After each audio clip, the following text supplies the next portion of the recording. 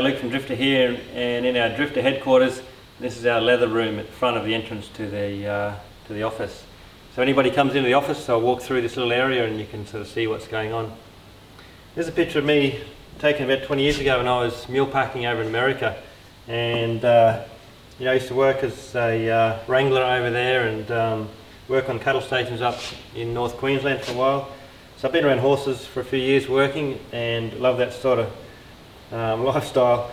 Anyway, you can see I've got a plaited belt there. I made, I'm not sure if you can see that, but I used to plait a lot of leather belts and right into that sort of stuff. So I learned how to plait belts when I was up on the stations in North Queensland, and I plaited belts for many years. You can see a couple of knife patches that I made up. So plaiting a belt's pretty easy. To get it looking nice is not easy, but I've got a little pouch there for some bits for my Leatherman Signal.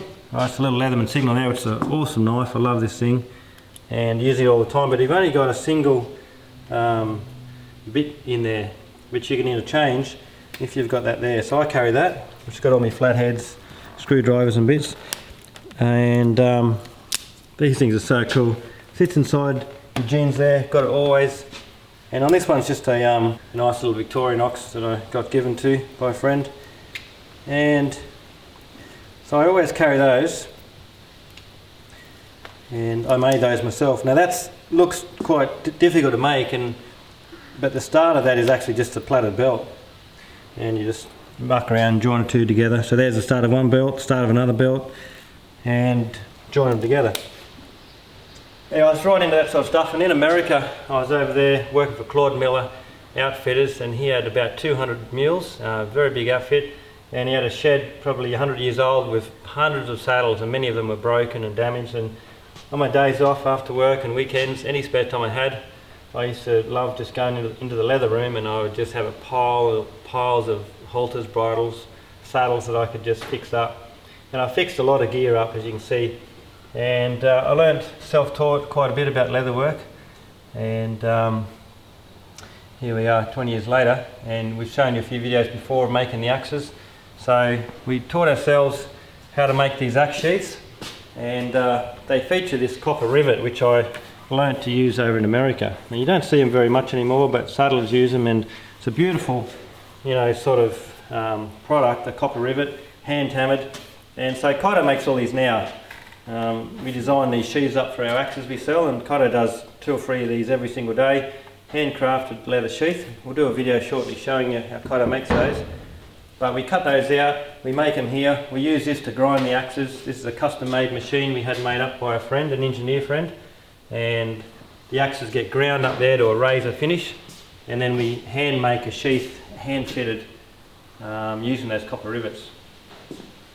So belts are another thing that I've always made, and something that we've sort of been wanting to get into and sell belts for some time, and we've finally got there where we can start to make some really nice quality leather belts. So what we're going to do today is quickly show you how we do that. I'll just quickly make a couple of belts, show you how the process, and these are now basically on the website and you can purchase them. So this is Australian cowhide, but it's tanned in Italy, so it's very high quality hide. You can't buy a hide that's tanned in Australia anymore, but the Italian cowhide is such good quality that that's the one we use. So this is a press that I bought recently, and I've been looking for this for 2 years. It's called a clicking press, and it's a remnant from the Australian shoe industry, which is now basically totally gone, but you'll see how it works. And it's a Danish machine, 40 years old, run forever. It's a big hydraulic press basically, called a clicking machine because this will punch down and cut through whatever material you've got. And so I was able to finally come across one of these. Awesome bloke down in Sydney, Peter, and he supplied me with this. He's been making shoes for all his life. So imagine if any sort of shoe, you've got a sole, an upper, all the different parts of the shoe, and they cut all those out with a machine like this. You've got these things called knives, okay, and that's special sharpened steel, Comes from Switzerland, so special steel. Comes in a big roll, they roll it out and then they can make that any shape you like. And you can see there, we've made that into the shape of the axe sheath. So that's the axe sheaths that we make. And Kai's been cutting these out by hand for the last probably 2 years. You know, for an axe sheath is that and that and that, the keeper. And that's quite a bit of work. It's probably 15 minutes to cut that out by hand with a razor blade, which is not easy to do. And then you've got to clean it up on the grinder. It takes a lot of work. So having this now turns a 15-minute job into a 5-second job. Got knives for all these things. It's not cheap. It's $300. Yeah, $300 for something like that. But we've also got the brand now, so you can see the brand there. Also $300 for that. Quite a bit of money. It's cost me about $10,000 to set this up so that we can make belts. So I'll show you how it works. Called a clicking machine. Just does that basically. And whatever you put on there. So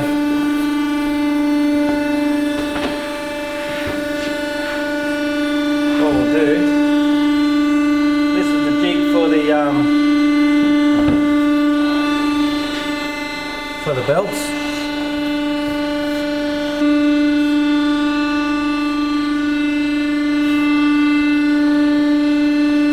So you just set it on top there, as you can see.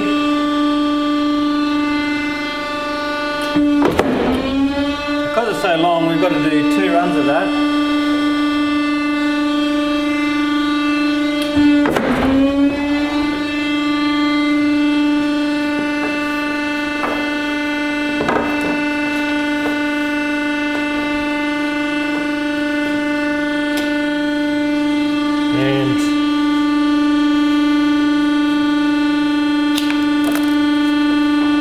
That's now a belt. Okay, ready to go. So I'll just do that once more.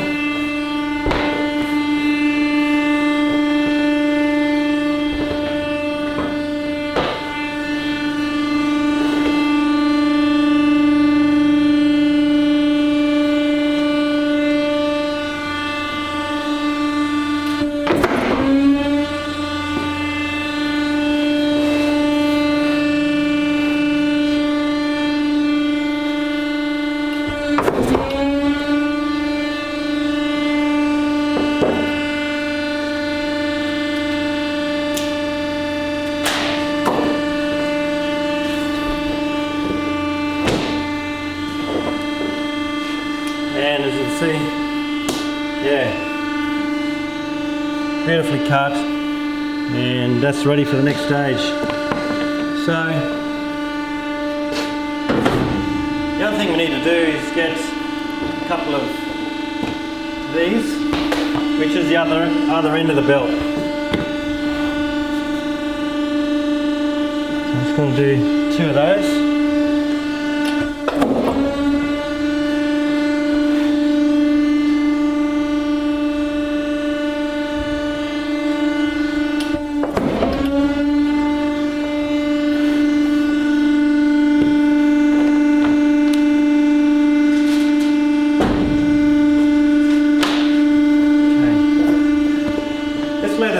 Expensive as well. For a hide, it's about twice the size of that, about $300. So very expensive leather. We can buy leather a lot cheaper, but it's tanned in South America and nowhere near the quality. It's a third cheaper. So $100 a hide as opposed to $300 a hide, but it's nowhere near the quality. So it's the best leather you can buy. Now, that's the 2 components there. I'll show you what these are for in a sec. Next step is to get our length. The style of belt we have is, quickly show you, is got this ring here. This is one of the first ones I made quite a while ago, over 12 months ago. And I made a few, I haven't been wearing it until recently. But it features this ring in the center. And it's just a cool ring, you can hang keys off it or whatever. One advantage, what it is because the hide's only that long, okay, so the maximum length of belt we can get is about, 40 inches.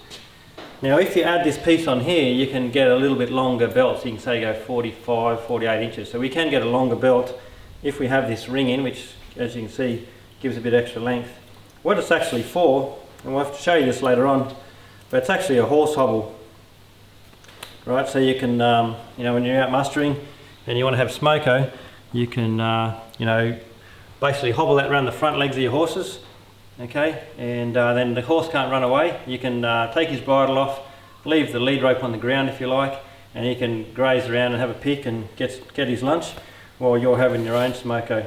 So if you've got, particularly when we're out in the mountains in North America working, I was in the wilderness areas, there was no fences or corrals or anything like that, so we'd go out and night time, we're in the middle of the wilderness areas, and we'd have to let our horses go because horses are working hard every day, and they'd need a good pick all through the night to feed themselves. But your night horse, your own horse, you couldn't let it go because then the horses are gone. Like it's in the middle of total wilderness and you could be 100 miles from home. So we'd hobble our own horses during the day and let them have a pick so they couldn't run off. And every time we stopped, we'd always let our horse have a feed because at night time it'd be tied up next to a tree, tied up short with a halter, so he can't run away. But if he's tied up short, you can't have a feed. So that's what that is actually. It's a horse hobble. A better horse hobble's got 2 rings, so you create 2 loops. But that, you know, that's a sort of an easy style horse hobble, and you're not going to really need that, I suppose. But I like the design, and that's the reason for that. So what we've got to do now is quickly measure the belt. So say we'll do a 30 inch. Right, so we've got here 30 inch is going to be 900, and we'll do a 34 inch, which is 1000. Okay, so then we've got to just mark those. So I got a 30 and a 34.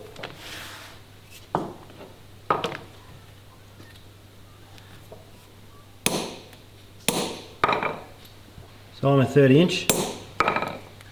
Pretty lucky that I'm still wearing the same size jeans as I was when I was Kaido's age. So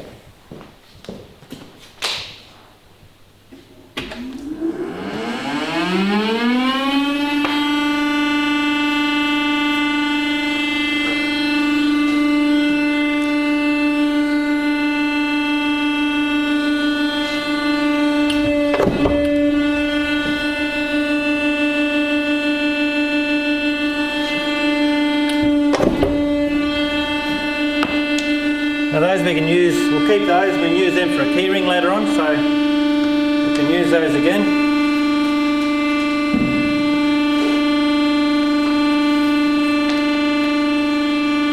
And this end here we're going to put the brand in.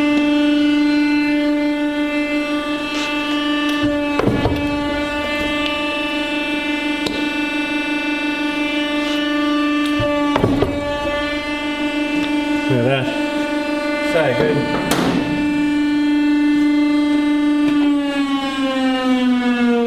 Very professional looking, and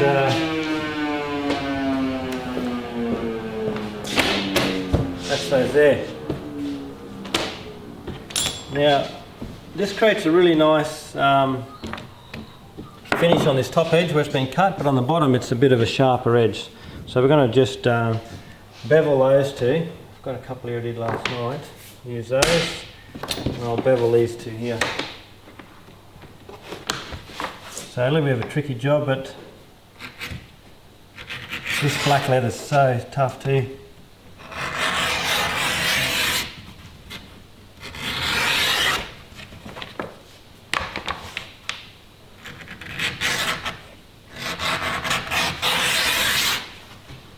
So I've just taken that edge off.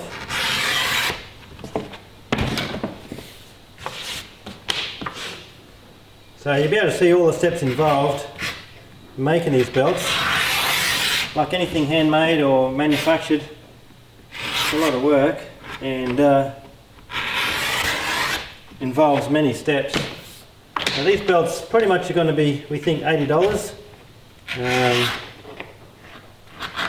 That's why they'll be on the website to start with. If we sell too many of them or we can't keep up, we might put them a little bit more.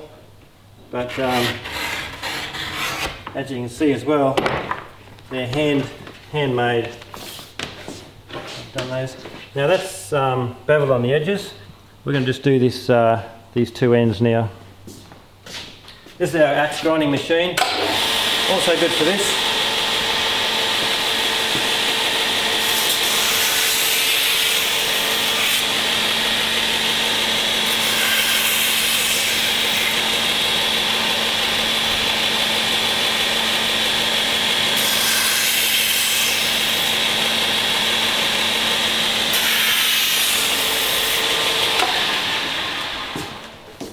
So,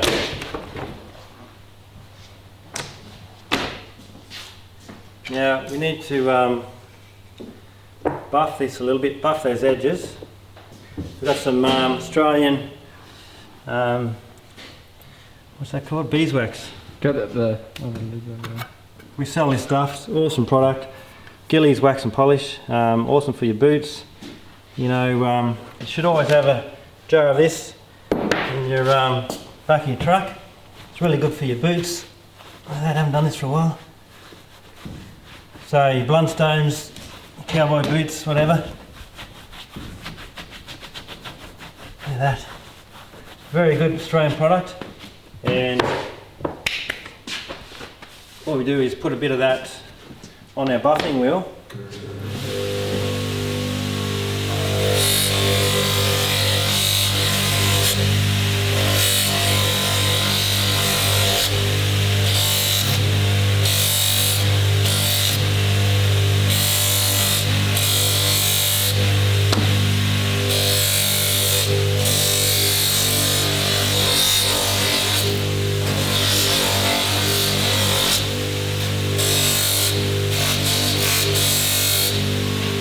So it's going to buff that edge up so it's a nice soft face and or a nice soft edge because it was quite sharp before.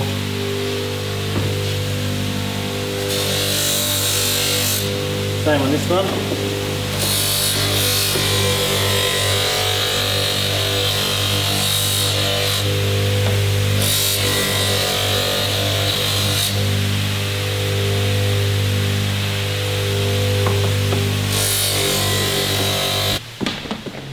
This one.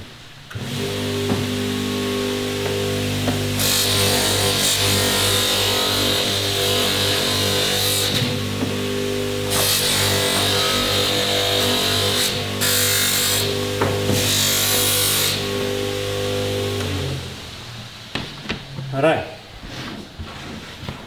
buff those up, and now there's two types of buckles we're going to use, which we've got a stainless steel with a stainless steel keeper and a brass one, a brass keeper, brass rings, and we've got stainless rings as well. So what I might do is just do one of each, and you can see, because you'll be able to get a black or tan belt with a option of a brass or stainless buckle. And you'll be able to get that in any size from 30 inch up to, I think we're doing 48 inch. So, I mean, it's basically a handmade, handcrafted and custom made belt because you can choose all those options. So 2 belt colours and 2 belt buckle styles. So, do this as quick as I can. Hopefully I don't muck it up, which generally happens when you're filming.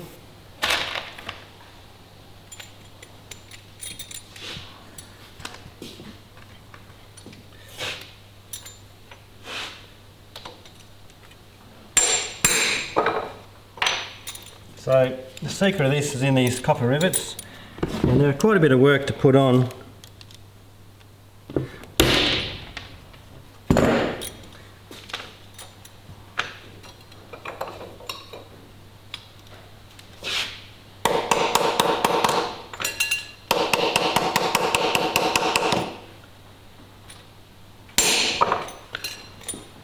And that's the process there.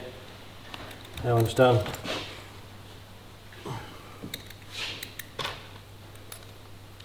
This one next.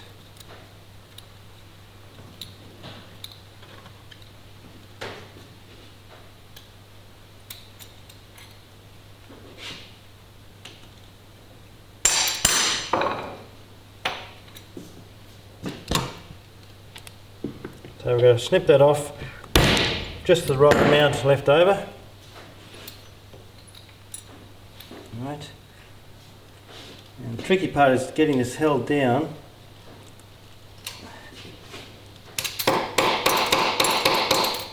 Just so you can get that turned over.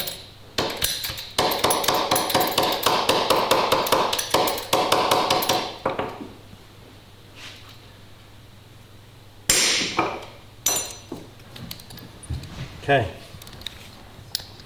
that's it there. Now that'll never come off. These copper rivets don't tarnish, and this one here on.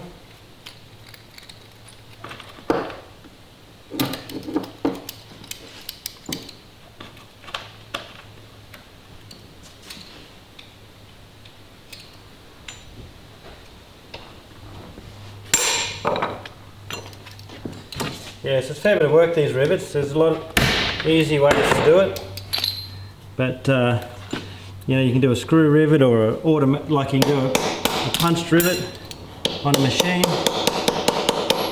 But yeah, I just love these copper rivets. Such a unique look about them and feel, and not many people use them. So that's what we're doing.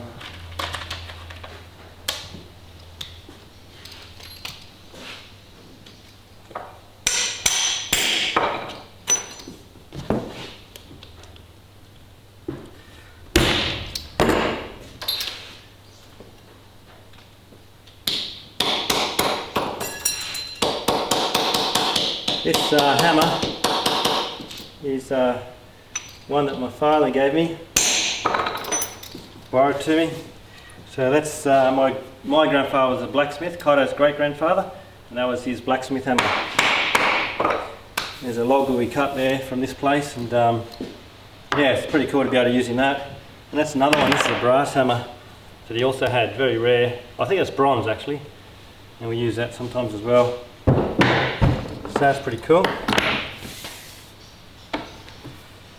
This part here.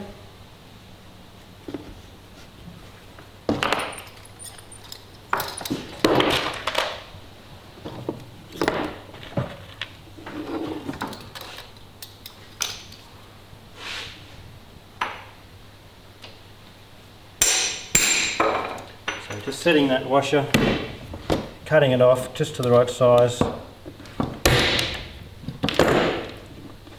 And at the moment, you know, I've learned how to do these, or taught myself how to do it.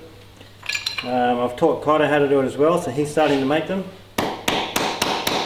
He does all the sheaths, and so we're the only two at the moment who are making them. So there may be a few day wait, you know, to get a belt. So if you order one, you know, allow a few days before it gets made, because it will be handmade. And it's only me and Kaido doing it. So we've got 85 staff here now at Drifta, and we're going to have to try to find someone who we can teach to do this job. But it's not easy, and it's quite difficult on your, you know, you need very strong hands to be able to do this.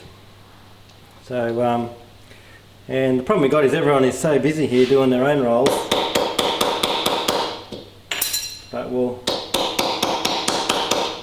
find someone else to do it soon. Now that's a 30-inch. That's it, finished.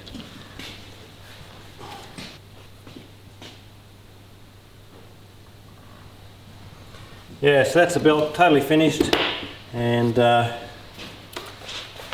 I'll throw this one on. So that's supposed to be a 30. Now I've found that they definitely feel a little bit short to start with, because you know, they get about 20 mils longer after a few months. So okay, so if I give that a month or two, I'll be able to pick up that next hole. But that's pretty much spot on. You can see you got your ring there. You can hang some keys on it. It's just decoration. You'll feel that a little bit to start with. Like, it does feel not uncomfortable, but you can feel it. But very quickly it wears in to be nice and soft, and it'll just feel nice. That ring there only goes through one loop, and you know, most jeans, male jeans, that'll fit through. It won't fit through kids' jeans, because that ring, you know, and also women's jeans, it won't fit through. So we're going to do a slightly smaller one. This is 38 mil. We'll do a 30 mil, which is for, say, a women's belt with a different buckle. But you know, they're not male or female belts, but it'll be fitting whoever wants to wear them. Righto, so we'll quickly make one more, and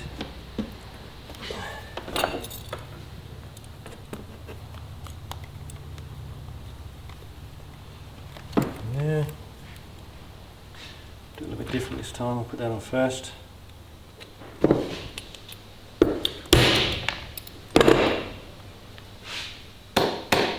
Yeah, so these are good quality buckles, stainless steel and brass, and there's no reason that belt shouldn't last forever. And you know, if you ever damaged it or broke it, we can always repair it as well. But that will pretty much last forever. Got the Drifta brand on it. You can see how it's made. You know, a lot of products these days, it says Australian made, and often you don't really know, unfortunately, but you can see these definitely are.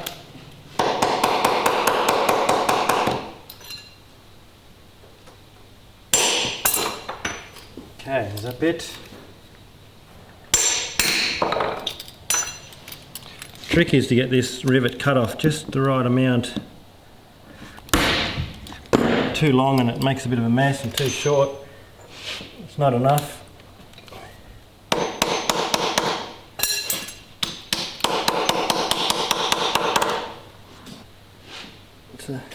It is quite hard on your hand. I'm not doing this every day until recently, so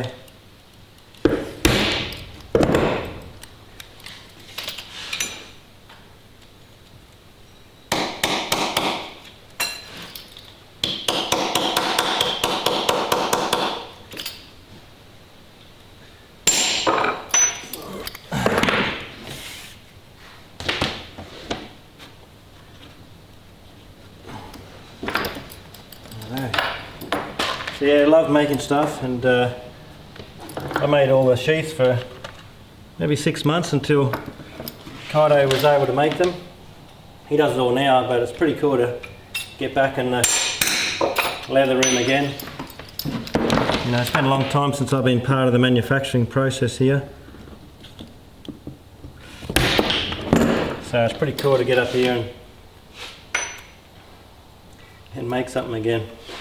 Because for, you know, the first 12 years, we've been going 18 years now, so first 12 years, of course, I was making all the kitchens first on my own, and then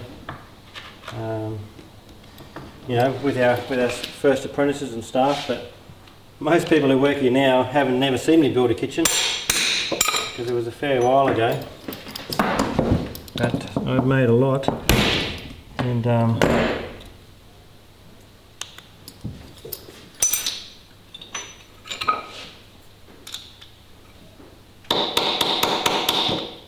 but generally what I'll do is I'll design something, I'll make it, and I'll teach other people how to make it. I'll get to the, it's one thing making it, but it's learning that process. You can see how quick that was. I'm not sure, but I don't know, maybe 5 minutes. And I've got to make 20 of these until I get the process down pat, and then I can teach somebody else. So pretty much anything we've made, you know, I can't teach someone else until I've done it myself, because manufacturing is all about productivity. And if you can't punch these out quick enough, then you're just not going to make any money, whether you're making camping kitchens or drawers or camping trailers. So the tricky part is, you know, you've got to design it, learn how to make it, teach others how to make it, get that productivity going so that you can make them quick enough to be able to make money.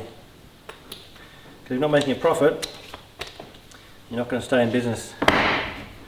That's it. Got a couple in here.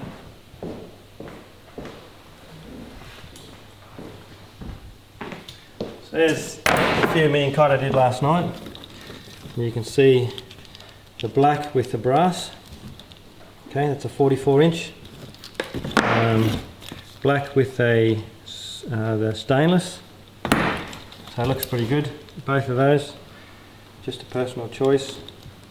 And then you've got the brown as well.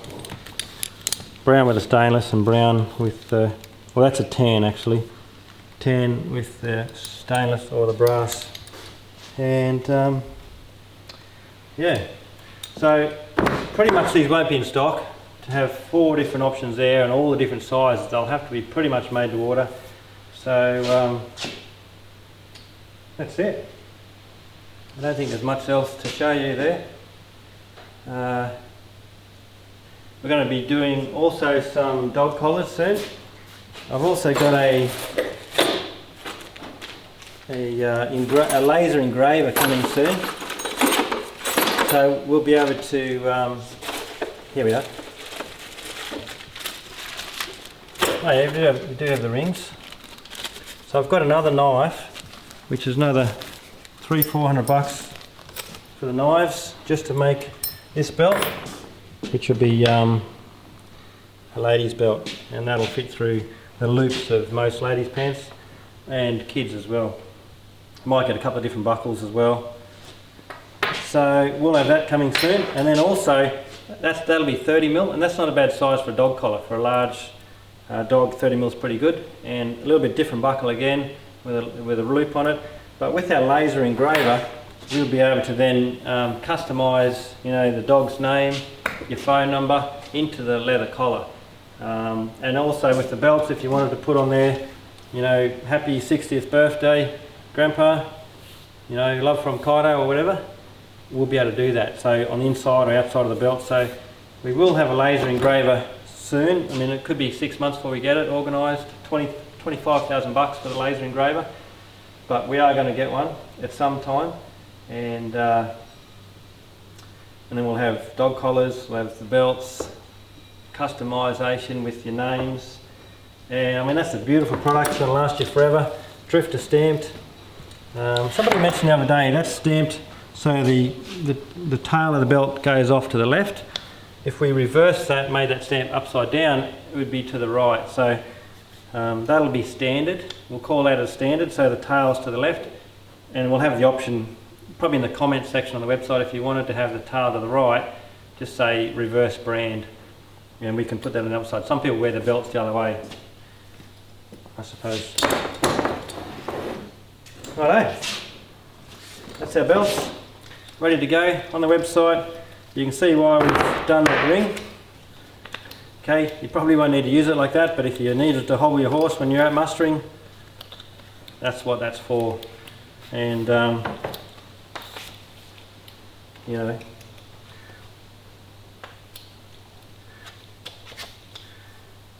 handcrafted copper rivets, that's going to last forever. Another awesome product from Drifta.